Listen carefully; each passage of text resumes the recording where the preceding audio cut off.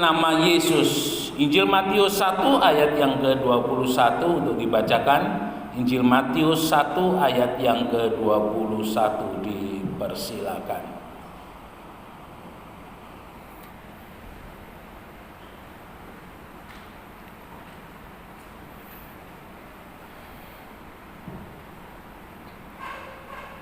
Matius 1 ayat 21. Ia akan melahirkan anak laki-laki dan engkau akan menamakan dia Yesus, karena dialah yang akan menyelamatkan umatnya dari dosa mereka. Ya, Yesus artinya karena dialah yang akan menyelamatkan umatnya dari dosa. Nama Yesus sama dengan nama daripada Yesua, ya, Yosua atau Yosua yang kita kenal di dalam perjanjian lama yang memimpin bangsa Israel masuk ke tanah perjanjian. Saudara yang dikasihi oleh Tuhan, nama Yesus tidak hanya nama Yesus untuk membedakan dengan yang lainnya, maka di sana kita mengenal juga dengan istilah Kristus, ya. Jadi kita memanggilnya dengan Tuhan kita sebagai Yesus Kristus. Kristus itu artinya adalah yang diurapi. Jadi ketika Yesus itu dikenakan kepada Tuhan Yesus yang menyelamatkan umatnya, maka itu adalah satu hal yang atas seizin dan sekehendak daripada Allah. Kuasa atau otoritas ada di dalam daripada Yesus dan tidak dimiliki oleh siapapun. Sehingga ada satu ayat yang menuliskan bahwa di bawah kolong langit ini tidak ada satu nama pun yang bisa membawa kepada keselamatan kecuali daripada nama Tuhan Yesus Kristus. Nah, saudara-saudara yang dikasihi oleh Tuhan, dan kita tahu bersama-sama bagaimana nama daripada Tuhan Yesus Kristus itu, kalau kita lihat dalam Filipi 2 ayat 9 dan 10, itu adalah nama yang oleh Tuhan, yang oleh Allah dikaruniai kuasa di atas segala kuasa. Dan di dalam nama Yesus itu bertekuk lutut semua segala makhluk, segala yang ada di bumi ini menyembah kepada Yesus. Ini menunjukkan bahwa nama Yesus itu nama yang tiada tandingnya. Nama Yesus itu adalah nama yang tidak dapat dikalahkan. Nama Yesus itu adalah nama yang penuh dengan kuasa. Tetapi Bapak Ibu Saudara harus ingat, kembali kepada Matius 1:21 tadi, karena dialah yang akan menyelamatkan umatnya. Ulangi, menyelamatkan umatnya. Jadi yang dikatakan umatnya di sini adalah orang-orang percaya kepunyaannya Tuhan. Orang-orang percaya yang percaya kepada Tuhan, menerima penebusan daripada Tuhan, itu adalah kepunyaannya. Ini harus kita ingat dan kita garis bawahi dengan baik-baik. Bapak Ibu Saudara sekalian yang dikasihi oleh Tuhan, satu kata yang seringkali saya kutip, kata agorazo, ex agorazo dan lutro, ya. Untuk kata ex agorazo, jadi setelah kita percaya kepada Tuhan dan menerima penebusan yang daripada Tuhan, kita menjadi miliknya Tuhan, ya. Kita menjadi kepunyaannya Tuhan. Dan kalau kita menjadi miliknya Tuhan, menjadi kepunyaannya Tuhan, maka yang menjadi tanggung jawab atas kehidupan, bertanggung jawab atas kehidupan kita itu juga adalah Tuhan. Ya. Lalu kemudian kita ingat juga satu kata eklesia, dipanggil keluar, ya, untuk masuk ke dalam persekutuan orang-orang kudus. Jadi umatnya di sini adalah yang pertama berbicara mengenai orang yang menjadi miliknya Kristus dan orang-orang percaya yang mau dipanggil keluar menjadi persekutuan orang-orang kudus, ya. Ternyata saudara, tidak semua orang Kristen itu adalah eklesia. Ya, ulangi, tidak semua orang Kristen itu eklesia. Karena ketika orang Kristen itu dia dipanggil oleh Tuhan untuk keluar dari dalam kegelapan, keluar daripada kehidupan yang lamanya, masuk di dalam persekutuan orang kudus, ketika dia tidak mau, maka dia tidak dapat dikatakan sebagai umatnya Tuhan. Dia tidak dapat dikatakan sebagai eklesia. Karena tidak menjadi bagian daripada eklesia dan bukan umatnya Tuhan, maka Yesus yang menyelamatkan umatnya itu juga tidak terjadi dalam kehidupannya. Bapak Ibu Saudara yang dikasihi oleh Tuhan, ini boleh menyadarkan di dalam kehidupan kita bersama-sama bahwa Yesus hadir adalah untuk umatnya, bahwa Yesus hadir adalah untuk eklesia, orang-orang yang mau dipanggil keluar masuk ke dalam persekutuan orang-orang kudus, orang-orang yang benar di hadapan Tuhan. Ya. Dan kita harus sadar di dalam kehidupan Kristen kita itu ternyata orang Kristen itu macam-macam bentuknya. Ya. Ada Kristen yang sungguh-sungguh dan ada Kristen yang tidak sungguh-sungguh. Kalau kita mau melihat bersama-sama bahwa orang yang mengikut Tuhan itu adalah setiap mereka yang mau menyangkal diri dan pikul salib, ya, barulah dia dikatakan sebagai orang yang mengikut Tuhan. Menyangkal diri di sini berbicara mengenai pertobatan, ya. Orang yang bertobat itu adalah orang yang meninggalkan kehidupannya yang lama dan hidup menurut firman Allah. Dan ulang kali saya ajarkan bahwa bertobat itu dua kali. Yang pertama adalah bertobat secara iman. Dulu imannya tidak kepada Tuhan Yesus, sekarang imannya kepada Tuhan Yesus. Itu satu kali ketika kita baru pertama kali menjadi orang percaya. Tapi yang kedua itu adalah tobat hidup. Tobat hidup itu berkali-kali dan setiap hari, setiap waktu, setiap saat. Pertobatan hati, pertobatan pikiran, pertobatan perkataan, pertobatan perbuatan, semua yang ada dalam kehidupan kita harus mengalami yang namanya pertobatan. Mungkin saudara berpikir, mengapa syarat itu selalu terus dikumandangkan untuk menerima Yesus sebagai juru selamat yang menyelamatkan umatnya, yang tidak hanya berbicara mengenai keselamatan kekal, hidup yang kekal nanti, tetapi juga keselamatan itu juga berbicara mengenai pertolongan dan berkat Tuhan untuk hari-hari ketika kita masih hidup sebelum menghadap kepada Tuhan. Mengapa itu menjadi sebuah syarat yang penting? Ya, saya selalu mengingatkan bahwa tangan Tuhan itu tidak kurang panjang untuk menolong, telinga Tuhan itu tidak kurang tajam untuk mendengar. Tetapi yang membuat tangan Tuhan tidak terulur untuk menolong, telinga Tuhan tidak mendengar setiap seruan doa kita, ulangi, itu adalah segala dosa-dosa kita. Itu adalah segala ketidakbertobatan kita. Bapak Ibu Saudara sekalian yang dikasihi oleh Tuhan, hak setiap orang percaya, orang Kristen itu sama di hadapan Tuhan. Ya, dalam arti dia mempunyai hak menerima janji firman Tuhan yang tergenapi di dalam hidupnya. Tetapi ada sebagian orang dia menerima firman dan mereka menerima penggenapannya. Tetapi sebagian lagi dengan bersusah payah, kalau boleh saya katakan, mereka menerima janji firman tetapi tidak menerima janji firman itu sebagai kenyataan dalam hidupnya. Kuncinya ada di sini. Dan yang menilai pertobatan itu adalah Tuhan. Ya. Saudara yang dikasihi oleh Tuhan, pertobatan itu adalah gaya hidup. Pertobatan itu adalah sesuatu yang lahir dari dalam hati. Ya. Jadi pertobatan itu tidak bisa dikatakan etok-etok.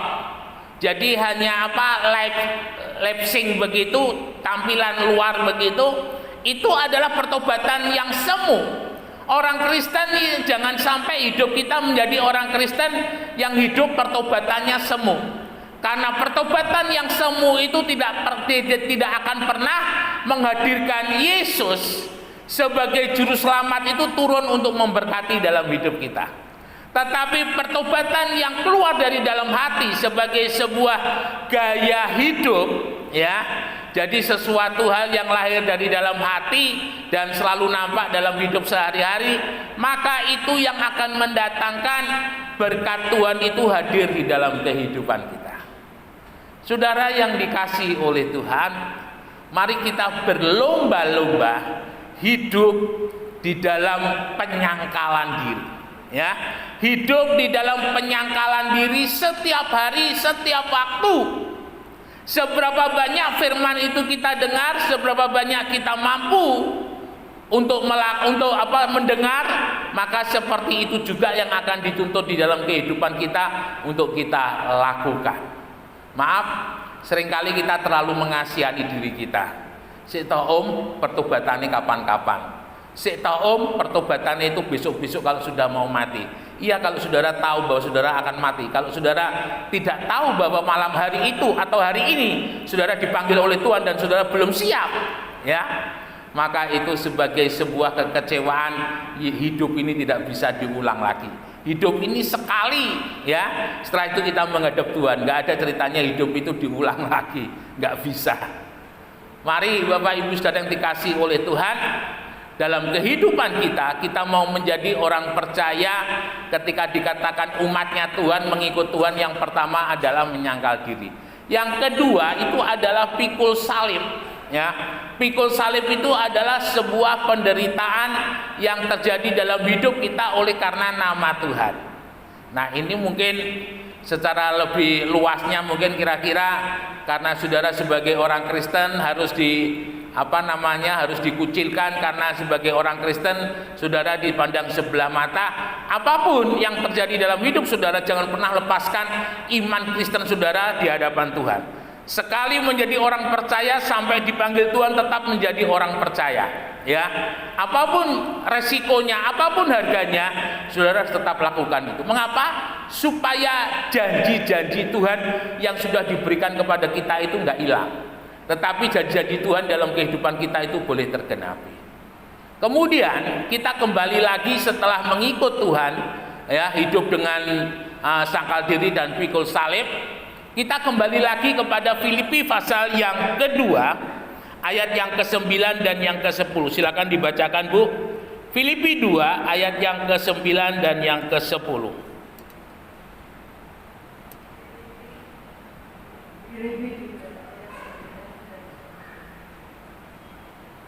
Itulah sangat menikmati dia dan mengajarkan kepadanya nama di atas segala nama, supaya dalam nama Yesus bertekuk lutut segala yang ada di langit dan yang ada di atas bumi dan yang ada di bawah bumi.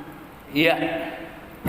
Bapak Ibu Saudara yang dikasihi oleh Tuhan, karena kita ini adalah umatnya Tuhan, karena kita ini adalah miliknya Tuhan, maka sudah sepatutnya lah ketika ada yang terjadi dalam hidup ini, maka nama Yesus itu menjadi nama yang terus-menerus kita panggil. Nama Yesus itu adalah nama yang terus-menerus kita serukan. Bapak Ibu yang dikasihi oleh Tuhan, memanggil nama Yesus dengan perkataan biasa itu memang tidak ada efeknya apa-apa. Tapi ketika saudara memperkatakan nama Yesus dengan iman, jadi menjadi sebuah gaya hidup. Ketika terjadi sesuatu hal yang tiba-tiba mendadak dalam kehidupan saudara, maka ketika saudara panggil nama Yesus, maka di situ saudara menggerakkan tangan Tuhan untuk campur tangan di dalam hidup saudara. Ya, kita ingat beberapa peristiwa ketika Tuhan Yesus melayani 3,5 tahun, 2000 tahun yang lalu. Seperti orang-orang buta yang ada di depan daripada tembok Yeriko. Mereka teriak memanggil Yesus anak Daud, Yesus anak Daud, kasihanilah aku. Ketika mereka berteriak dengan sungguh-sungguh, meskipun orang-orang murid-murid Tuhan mengatakan kamu diam, kamu jangan berteriak-teriak bikin berisik. Tetapi Yesus mendengar. Yesus mendengar karena teriakan itu adalah teriakan yang sungguh-sungguh. Yesus mendengar karena teriakan itu adalah teriakan dari dalam hati. Teriakan itu adalah sebuah pernyataan iman. Teriakan itu adalah sesuatu yang keluar dari hati yang paling dalam, bahwa sungguh-sungguh membutuhkan tangan Tuhan untuk campur tangan. Dan kita lihat, meskipun hiruk pikuk orang banyak yang ada menyertai Yesus, Yesus mendengar ketika namanya dipanggil dan Yesus menoleh. Dan Yesus datang kepada orang-orang buta itu dan Yesus menyembuhkan. Perempuan Sirofenisia, ya, bagaimana ketika dia datang kepada Yesus dari jauh, dia sudah berteriak, Yesus, Yesus kasihanilah aku, Yesus kasihanilah aku. Karena perempuan ini mempunyai seorang anak perempuan, di jam-jam tertentu itu anaknya itu suka ini ya, seperti kerasukan gitu ya. Jadi masuk di dalam api. Jadi kalau ada api itu dia datangi dan dia dan dia pegang api itu. Beberapa tahun yang lalu ayah saya dan ibu saya didatangi oleh seseorang dari desa Jenu, ya. Jadi di jam-jam tertentu itu anaknya itu pasti masuk ke dalam air. Pengennya itu masuk ke dalam air. Ada bak mandi, kepengennya masuk bak mandi. Kalau ada sumur gitu ya sudah mau minta masuk ke dalam sumur. Akhirnya dia cari informasi siapa yang dapat menolong. Akhirnya waktu itu dibawa kepada ayah saya dan oleh ayah saya didoakan sampai beberapa kali, puji Tuhan. Akhirnya anak ini menjadi sembuh, ya. Jadi artinya ketika nama Yesus itu kita kumandangkan, apapun keadaannya, keadaan yang buruk oleh karena nama Yesus menjadi baik. Keadaan yang sulit, keadaan yang sukar, ketika kita panggil nama Yesus, maka itu akan dilancarkan, ya. Ketika kita menghadapi hal yang mustahil, hal yang tidak mungkin, ketika kita panggil nama Yesus, maka nama itu akan membuat yang mustahil itu menjadi nyata. Ketika kita sakit, ya, dan rasa-rasanya sudah tidak mampu lagi, dan ketika kita panggil nama Yesus, maka nama yang penuh mujizat itu akan menolong di dalam kehidupan kita. Mari Bapak Ibu Saudara yang dikasihi oleh Tuhan, simpan baik-baik di dalam hati saudara, taruh itu di dalam pikiran saudara, taruh itu di dalam lidah saudara nama Yesus. Sewaktu-waktu ketika saudara membutuhkan pertolongan, ketika saudara menghadapi kesulitan dan kesukaran, menghadapi masalah dan persoalan, panggil itu nama Yesus, ya. Panggil nama Yesus itu dengan iman. Panggil nama Yesus itu dengan sungguh-sungguh. Yesus tolong, Yesus jamah, Yesus sembuhkan. Tanpa saudara lihat bagaimana tangan Tuhan itu campur tangan atas segala sesuatu yang saudara hadapi. Mari jadikan nama Yesus itu menjadi nama yang hidup di dalam kehidupan kita. Jadikan nama Yesus itu nama yang terus berkumandang di dalam kehidupan kita. Mungkin ketika saudara berdoa dan saudara tidak tahu harus mengucapkan kata-kata apalagi dalam penyembahan saudara, saudara bisa panggil nama Yesus. Yesus, Yesus nama yang manis. Yesus, ada kuasa dalam namamu. Yesus, ku panggil namamu. Yesus, ku berseru kepadamu. Yesus, Yesus, ku nikmati Tuhan, ku nikmati hadiratmu. Yesus, Yesus nama yang penuh dengan kuasa. Dan saudara akan mendapatkan kelegaan dalam segala sesuatu yang kita hadapi. Terus panggil nama Yesus, apapun yang menjadi beban berat, apapun yang menjadi masalah saudara, karena nama itu yang mampu mengubahkan di dalam kehidupan kita. Nama itu mampu menyembuhkan, nama itu mampu memulihkan, nama itu mampu menolong. Nama Yesus, nama di atas segala nama. Immanuel, Tuhan Yesus memberkati, beri kemuliaan bagi nama Tuhan.